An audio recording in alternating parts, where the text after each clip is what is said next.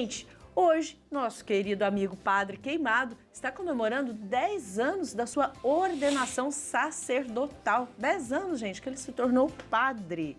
Padre, 10 anos. Que bom, né? Que tempo bom. E Dani, assim como no matrimônio, né? Aqui a vocação também dos sacerdotes e passa tão rápido, né? Parece que foi ontem. Ontem que tá aquela celebração linda à tarde, né? De tarde, foi às 4 horas da tarde, muita gente se reuniu. Nossa, muitos sacerdotes, redentoristas, amigos. Então foi uma tarde lindíssima, com um sol brilhante. Foi muito bonita. Qual foi a igreja? Fotos, né? Lá na grande abadia cisterciense Nossa Senhora da Santa Cruz, lá em Itaporanga. Nossa, é gigantesca aquela abadia, vocês podem ir lá conhecer. Turístico, viu? Nós estamos lá, tem até o momento lá das entregas, né? O papai estava lá, meu pai que está lá no céu agora, paizinho querido, Ali são seus tão pais? feliz. Meu pai e minha mãe. Meu pai tão feliz, tão sorridente, choroso, porque chorava demais, emocionado. Quantos minha filhos mãe é seu mais pai forte, teve? minha mãe chorou também, mas ela é mais fortona. Mais fortinha? Quantos filhos seus pais tiveram? Meus pais, 5, né? Tem uns 4 irmãos, o senhor estão é ali comigo. Quantos homens? São 3 homens e 2 mulheres. E aí o senhor decidiu e disse seu sim para ser um sacerdote. Eu fui Conta para nós um pouquinho, padre. Vamos conhecer um pouquinho da vida, gente, do Padre Queimado antes dele se tornar sacerdote. Padre Eduardo Catalfa ali, colocando as minhas vestes. Hoje é aqui o reitor do santuário, ele era meu formador. Eduardo Catalfa. É ele, viu? Bem magrinho. O tempo mas passa mesmo. Tá firme ainda, como Padre, conta pra nós, o senhor lá no comecinho da vida, o senhor ia pra escola, o senhor teve uma infância tranquila, né? O senhor teve a imagem dos seus pais como orientação de vida. E como foi, padre? O senhor namorou? O senhor chegou a namorar? Nunca namorei, Dani. Não? Lá no sítio, na zona rural, né? Um bairrinho muito pequenininho, toda a parentela está lá no bairro dos Silvas nos acompanhando hoje, e a igreja estava ali pertinho da minha casa, está até hoje, são uns 70, 80 passos da igreja é a minha casa. Então nós crescemos ali, tudo numa simplicidade. Esse namorar era uma coisa muito assim, estranha para nós na época. Era, padre. Mas, digamos porque assim, é novo, eu fui muito jovenzinho, né? Na realidade, eu ia entrar com 16, não, 15, 14, 13. Eu ia entrar com 13 anos no seminário, mas eles disseram assim, fica um pouco mais em casa, né? E foi uma boa, naquele tempo, né? Um bom conselho, eu segui, falei, vou ficar um pouquinho mais com meus pais, né, com a minha família. Então eu entrei com 16, você tinha terminado, fiz 17 anos quando eu entrei no seminário. O senhor estava estudando. Isso. E aí o senhor não tinha outra dúvida. O que foi, padre? Qual foi a manifestação que aconteceu que o senhor disse, é isso que eu quero ser? Porque como o senhor falou, o senhor não namorou, o senhor não teve uma vida afetiva nesse caso, e aí o senhor disse seu sim. Como foi esse momento? Na realidade, assim, a igreja... Eu acredito que vocação é sempre onde você vê necessidades, você pode dizer, eu sinto chamado para isso, porque se tem necessidade, eu sou capaz de responder essa necessidade porque Deus está me chamando.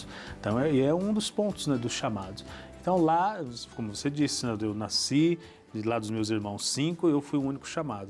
Nós todos recebemos, né, mesmos exemplos, ali, o meu pai e minha mãe sempre nos incentivando, os mesmos ensinamentos, a mesma catequese, só que o chamado é assim, cada um vai para aquilo que realmente se sente impelido a completar momentos vazios, ou, por exemplo, momentos de necessidade. Então, eram essas necessidades que eu queria preencher.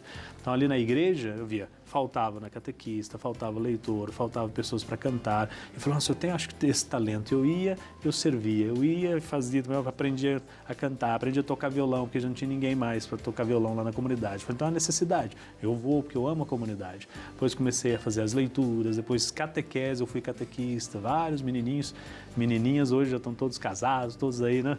Bem encaminhados na vida, eu fui catequista deles. Depois comecei a ser coroinha, eu olhava para aqueles padres que eram monges, são monges ainda, cistercienses, eu falei, eu quero ser também como eles.